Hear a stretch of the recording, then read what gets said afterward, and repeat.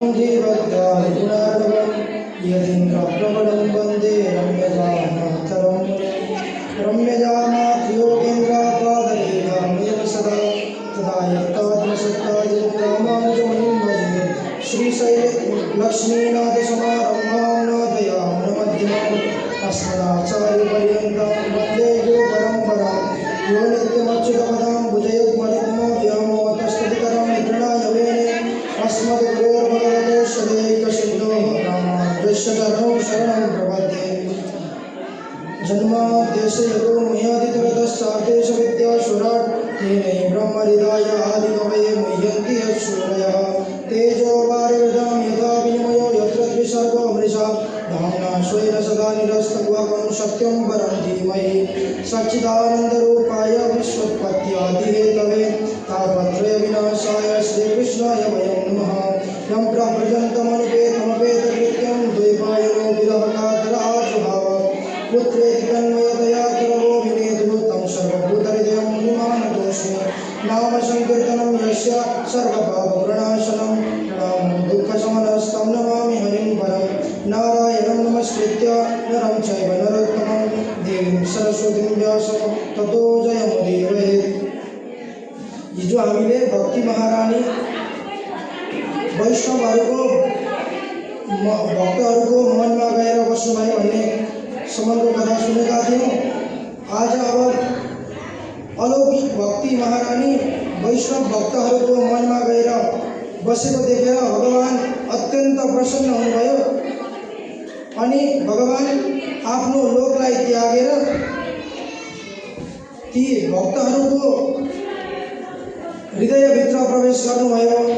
भगवान् कस्तो हुनुहुन्छ त भन्दा वनमाला धारण गर्नुभएको छ, मेघको जस्तै वर्ण भएका हुनुहुन्छ, पीताम्बर धारण गर्नुभएको छ, अनेक प्रकारका कुण्डलहरू लगाउनु भएको छ, कम्बर सुन्दर छ, भगवानको मुकुट लगाउनु भएको छ, हरिचन्दन आदि गरेका चन्दनहरू लेप्नु भएको छ शरीरमा, परम सुन्दर चिन्मूर्ति भगवानको त्यस्तो स्वरूप देखेर अब भगवान् भक्तहरूको मनमा प्रवेश गर्नु भएपछि आफ्नो लोकबाट त्यागेर आइसकेपछि त्यहाँ वैकुण्ठमा बस्ने भक्तहरू पनि भगवान् आइसकेपछि त अब भक्तहरू पनि बाहिर निस्किहाल्छन् नि, कहाँ भगवान्लाई छोड्न सक्छन् त। त्यसपछि ती भक्तहरू पनि उद्धव आदि गरेका भक्तहरू भगवानको सप्ताह कथा कहाँ हुँदैछ त्यहीँ लुकेर आउनुभएको छ, कसैले नदेख्ने गरी लुकेर आएर त्यहाँ बस्नुभएको छ। सबैतिरबाट जय जय जय जय शब्द प्रयोग हुन थाल्यो, शङ्ख ध्वनि आदि हुन थाल्यो, पुष्पवृष्टि हुन थाल्यो। त्यहाँ नारदजी छक्क पर्नुभएछ। त्यहाँका भक्तहरू, त्यहाँ कथा सुन्न आएका ती भक्तहरू थिए नि, ऋषि पत्नी ऋषि अनि वेद मूर्तिमान भएका ती सबै ती मनुष्यहरू, प्राणी, जङ्गल, पहाड आदि गरेका ती वृक्षहरू सबै कथा सुन्न आएका भनेर हिजो हामीले सुनेका थियौँ नि। ती सबैजना घर पनि बिर्सेछन्, परिवार पनि बिर्सेछन्, आफन्तजनहरू पनि सबै बिर्सेछन्। पुरै भगवान्मय भएर बसेका, त्यहाँ कथा सुन्न बसेका देखेर नारदजी अत्यन्त प्रसन्न हुनुभएछ। नारदजी भन्नुहुन्छ अचम्मै भयो। कस्तो अचम्म भयो भन्दा त्यस्ता ती भक्तहरू त्यहाँ भगवान्मय भएको देखेर यो श्रीमद् भागवत महापुराणले मात्रै मुक्ति गराउन सक्छ, अरू शास्त्रहरूले मुक्ति गराउन सक्दैन। केवल श्रीमद् भागवत महापुराण श्रवण गर्नाले मात्रै पापबाट मुक्ति हुन्छ भनेर नारदजी बताउँदै हुनुहुन्छ। कस्ता कस्ता पाप गरेका व्यक्तिहरूलाई चाहिँ श्रीमद् भागवत महापुराणले मोक्ष गर्न सक्छ, कस्तो कस्तो पापलाई चाहिँ मोक्ष गर्न सक्छ। हजुरहरू कृपालु हुनुहुन्छ, मलाई कृपा गरेर बताउनुहोस् भनेर नारदजी शौनक आदि गरेका ऋषिहरूलाई सोध्नुहुन्छ। यति सोधेपछि शौनकादिहरू भन्न लाग्नुभयो, जो मानिसले सदैव पाप गर्दछ, जसले ढिड गर्दछ, जो अत्यन्त पापी छ, जो झगडा मात्रै गर्छ, त्यसको पनि श्रीमद्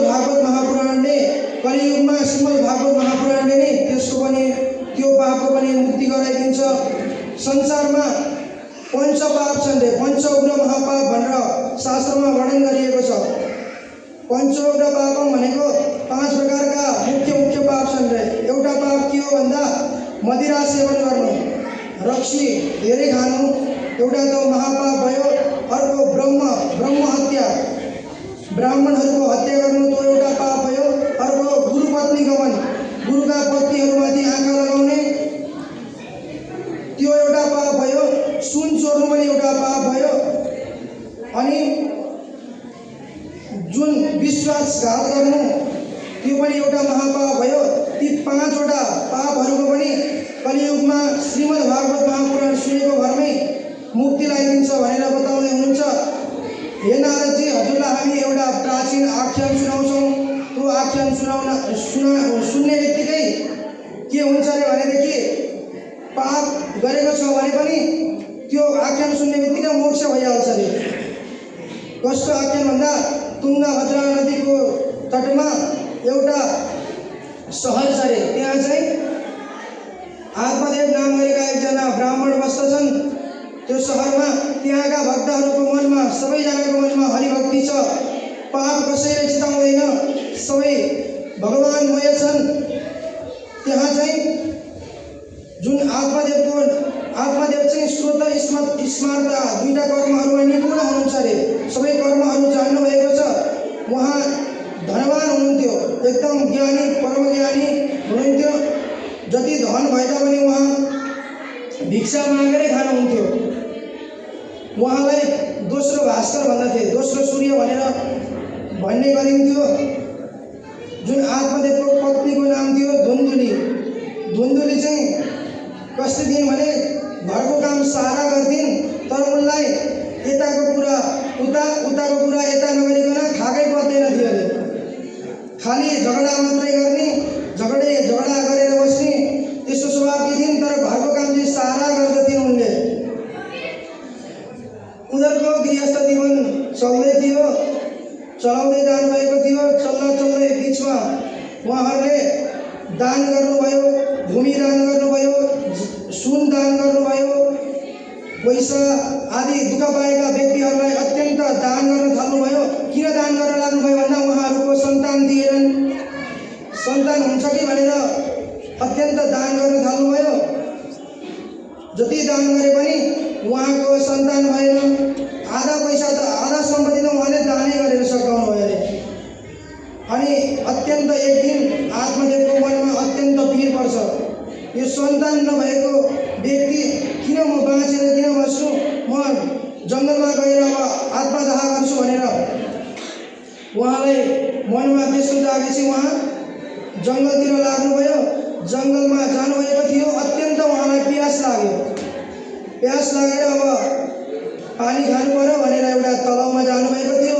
त्यो तलाउमा गएर अत्यन्त प्यास मेटिने गरी पानी पिउनुभयो। पानी पिएर त्यहाँ एउटा ठुलो ढुङ्गामा बसेर हुँ गर्दै रुन थाल्नुभयो। छोरा सन्तान नभएको बियोमा उहाँ रुन थालेको देखेर त्यहाँ एउटा यति आउनुभयो। यति भनेको सन्यासी आउनुभयो। के भयो ब्राह्मणदेव, हजुरलाई किन कालो मुख लगाएर हुँ गर्दै रुँदै हुनुहुन्छ, किन चिच्याउँदै हुनुहुन्छ, किन डाको छोड्दै हुनुहुन्छ भनेर यतिले सोध्नुभयो। तिमीलाई के भएको, त्यसको म तिम्रो दुःखको निवारण गर्नेछु भनेर यतिले भनिसकेपछि अब आत्मदेव बताउन थाल्नुहुन्छ। मैले अत्यन्त दान गरेँ, अत्यन्त श्रोत स्मार्त कर्म आदि सबै गरा पण्डित थिएँ म, त्यही पनि मेरो एकजना पनि सन्तान भएन भनेर आफ्नो जम्मै पीडा सुनाउनुहुन्छ। के हुन्थ्यो भने आत्मदेवको घरमा एउटा वृक्ष रोप्यो भनेदेखि वृक्ष त हुर्किन्थ्यो, तर त्यसमा एउटा पनि फल लाग्दैन थियो अरे। अनि जुन उहाँ त कर्मकाण्ड आदि पण्डित हुनुहुन्थ्यो, कर्मकाण्ड आदि गराएर फल प्रसाद लिएर आउनुहुन्थ्यो घरमा। ल्याएर राख्ने बित्तिकै एक रातमै कुहिन्थ्यो, बनाउन थाल्थ्यो। मेरो त केहीमा पनि, मेरो त कुनै कुरामा पनि मेरो भलो भएको छैन भनेर एकदम चिन्ताले रुँदै रुन थाल्नुभयो। त्यो देखेर यसो यतिले हेर्नुहुन्छ, उहाँको भाग्य कस्तो छ त उहाँको सन्तान हुन्छ कि हुँदैन भनेर यसो मन अन्तर ध्यानबाट यसो हेर्नुहुन्छ उहाँको त 7 जन्मसम्म पनि पुत्रको त अनुहारै देख्न नपाउने हुनु त रहेछ उहाँले। त्यो देखेर भन्नुहुन्छ यति, हे बाबु तिमी चिन्ता नगर, तिम्रो त यो जन्ममा मात्रै होइन तिमीले 7 जन्मसम्म पनि छोराको अनुहार पनि देख्न पाउँदैनौ भनेर बताइसकेपछि के भन्नुहुन्छ अरे यति भने सन्यासे सर्वथा सुखम। हे बाबु बरु तिमी यो अनेक यो लोकको अनेक प्रकारको यो झन्झटमा नलाग, तिमी बरु सन्यासी हौ, सन्यास भयो भने सबै प्रकारको सुख मिल्दछ। भोलि तिमीलाई यही छोरोको वियोगमा तिमीले आत्मा त्याग्नुपर्छ भनेर यतिले भनिसकेपछि होइन मलाई त सन्यासी बन्नु छैन, मलाई त जसरी पनि सन्तान चाहियो भनेर कराउन थाल्नुहुन्छ। हजुरले सन्तानको लागि मलाई उपाय गरिदिनु भएन भने म हजुरकै अगाडि आत्मदाह गर्नेछु भनेर आत्मादेवले भनिसकेपछि अब लौ के गर्नु भनेर अत्यन्त दया लाग्यो यतिलाई दया लागिसकेपछि एउटा फल दिनुभयो। त्यो फल चाहिँ यो फल लिएर धुन्धुलीलाई खुवाइदेऊ। त्यो खुवाइदिइसकेपछि राम्रो खालको एउटा बच्चा उत्पन्न हुनेछ भनेर त्यो फल दिनुहुन्छ। त्यो फलको अनेक प्रकारको के खानुहुन्छ के खानुहुन्न, के गर्नुहुन्छ के गर्नुहुन्न अनेक प्रकारको नियम बताइदिनुहुन्छ। एक चाक खानुपर्दछ भन्नुहुन्छ। त्यसपछि झै झगडा गर्नु हुँदैन भनेर यो फल खान देऊ भनेर दिइसकेपछि आत्मादेवले त्यो फल लिएर आउनुहुन्छ। सन्यासी आफ्नो बाटो लाग्नुहुन्छ। त्यसपछि त्यो फल घर ल्याएर धुन्धुलीलाई दिनुहुन्छ। आत्मादेवले यो फल खाऊ, यो फल खाएपछि हाम्रो एउटा सन्तान हुन्छ, त्यो सन्तान अत्यन्त भाग्यशाली हुन्छ भनेर आत्मादेवले बताइसकेपछि अब त्यो फल खाँदिनन् उनले। अनेक प्रकारको मनमा उनलाई अनेक प्रकारको क्लेश उत्पन्न हुन्छ। यो खायो भने मैले त अहिलेसम्म बच्चै पाएको छैन, यो बच्चा पाएँ भने अनेक प्रकारको लालन पोषण गर्नुपर्छ। केही जाने यो गाउँमा यो सहरमा आगो लाग्ला रे, केही जाने भूकम्प आउला रे, केही होला रे, तर यो मेरो पेटमा रहेको गर्वको कारणले म भाग्न पनि पाउँदिनँ, त्यही गर्वले मलाई थिच्छ। त्यही भएर यो फल खान उचित हुँदैन भनेर अनेक प्रकारको मनमा कुरा खेलाएर उनले त्यो फल खाँदिनन्। के गर्छिन् भने उनकी बहिनी नजिकैकी बहिनीलाई साना कुराहरू सुनाउँछे। मलाई मेरो पतिले त यो फलले खा भनेर भन्दै हुनुहुन्छ, यो फल खाएपछि सन्तान हुन्छ भनेर भन्दै हुनुहुन्छ। यो फल त मलाई खाने मन छैन, यो फल खायो भने मैले अनेक प्रकारको लालन पोषण गर्नुपर्दछ, छोरा पाएर के गर्नु भनेर सबै वृत्तान्त सुनाउँछिन् धुन्धुलीले। त्यो सुनाएपछि ती बहिनीले के भन्छन् भने यस्तो गर, त्यसो भए त्यो फल गाईलाई लगेर खुवाइदेऊ, मेरो पनि पेटमा गर्व छ, यही गर्व जन्मेपछि तिमी महिनै पछि पटुका बाँधेर पेट बढाउँदै गर। त्यसपछि त्यो मेरो बच्चा भइसकेपछि यही बच्चा मेरो हो, बच्चा जन्मियो भनेर आत्मदेवलाई बोलाएर देखाउनु। मेरो पतिलाई अलिकति धन देऊ, पैसा दिइसकेपछि मेरो पतिले त्यो बच्चा कसको भनेर बताउनुहुन्न, त्यो बच्चा ल्याइदिनुहुन्छ, त्यही बच्चा मेरो हो भनेर भन। अनि पति आयो, त्यति भनिसकेपछि उनले महिना बित्दै गयो, त्यो बच्चा जन्मियो। त्यो धुन्धुलीको बहिनीको बच्चा जन्मिसकेपछि धुन्धुलीको बहिनीको बुढाले ल्याइदिन्छन् यता धुन्धुलीको घरमा। धुन्धुलीले आत्मादेवलाई बोलाउँछिन्, हेर्नु हाम्रो सन्तान भयो भनेर भनेपछि अनेक प्रकारको दान गर्नुहुन्छ आत्मादेवले। गाई दान गर्नुहुन्छ, फेरि सुनदान आदि सबै गर्नुहुन्छ, जग्गा आदि सबै दान गर्नुहुन्छ, खुसियाली मनाउन थाल्नुहुन्छ। उता धुन्धुली के भन्छन्, मेरो त दुध आएन, बहिनीको बच्चा भएको थियो, बच्चा मरेको छ, उसलाई ल्याएर दुध पान गराएर बहिनीले नै लालन पोषण गर्छ, बहिनीलाई बोलाएर लिएर आउनु भनेर आत्मादेवलाई भनिसकेपछि आत्मादेव बुढीको आज्ञालाई मानेर ती बहिनीलाई बोलाउन जानुभयो, बोलाएर ल्याउनु भयो।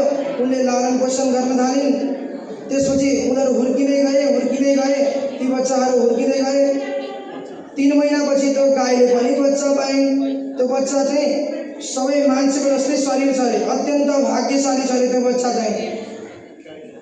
सेम मान्छे जस्तै छ अरे, एउटा कान मात्रै भिन्न छ अरे। कान चाहिँ कसको जस्तो छ? गाईको जस्तो छ।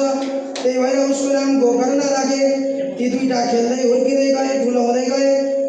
अत्यन्त परम साधु हुनुहुन्छ अरे गोकर्ण नाम गरेका बालक चाहिँ साधु हुनुहुन्छ अरे। हुने बिरुवाको चिल्लो बात भने जस्तै उहाँ चाहिँ सानैदेखि साधु हुनुहुन्छ अरे, अत्यन्त विद्वान हुनुहुन्छ अरे, पढ्नु भएको छ अरे। तर त्यो धुन्धुकारी चाहिँ कस्तो छ अरे भने अनेक प्रकारको झगडा गर्छ अरे, कुकुरहरूको पछि पछि लागेर हिँड्छ अरे। अनि कोही साथीहरूलाई कुवामा जाउँ भनेर लिएर जान्छ अरे, अनि धकेलिदिन्छ अरे, कुवामा हालिदिन्छ अरे। अनेक प्रकारको चोरी डकैती गर्न थाल्यो धुन्धुकारी। पछि पछि हुँदै जाँदाखेरि धुन्धुकारीले केसम्म गर्न थाल्यो भने 5 जना बेसियालाई लिएर घरमा ल्याएर लालन पोषण गर्न थाल्यो। आफ्नो घरमा भएको पत्नीलाई छोडेर लालन पोषण गर्न थाल्यो। उता आत्मदेव र धुन्धुकारीलाई अलि ठुलो हुँदै गएपछि त आत्मदेव र धुन्धुकारीलाई नै पिट्न थाल्यो। ले सम्पत्तिले भएको सम्पत्ति सबै दे मलाई, सम्पत्ति दिन छोडे तँलाई आज नमारी छोड्दिन भनेर दुल्लो पिटो हुने गरी कुट्न थाल्यो। कुटिसकेपछि अत्यन्त दुखी भए आत्मदेव नाम गरेका ब्राह्मण। अब सन्यासीले त भन्नुभएको थियो नि, तेरो 7 जन्मसम्म तैँले छोराको अनुहार देख्न पाउँदैनस्, तैँले छोरै पाइस् भने पनि तैँले छोरोकै वियोगमा मर्नुपर्छ भनेर बताउनु भएको थियो। त्यसपछि ती छोराले कुट्न थालेपछि गोकर्णजी अत्यन्त साधु हुनुहुन्थ्यो। अब के गर्ने त? अब यो छोरोले कुटे गर्न थाल्यो। अब त म यहाँ बसेर काम छैन, बरु जान्छु जङ्गलतिर भनेर जान लाग्नु भएको थियो। त्यसै समयमा गोकर्णसित भेट भयो।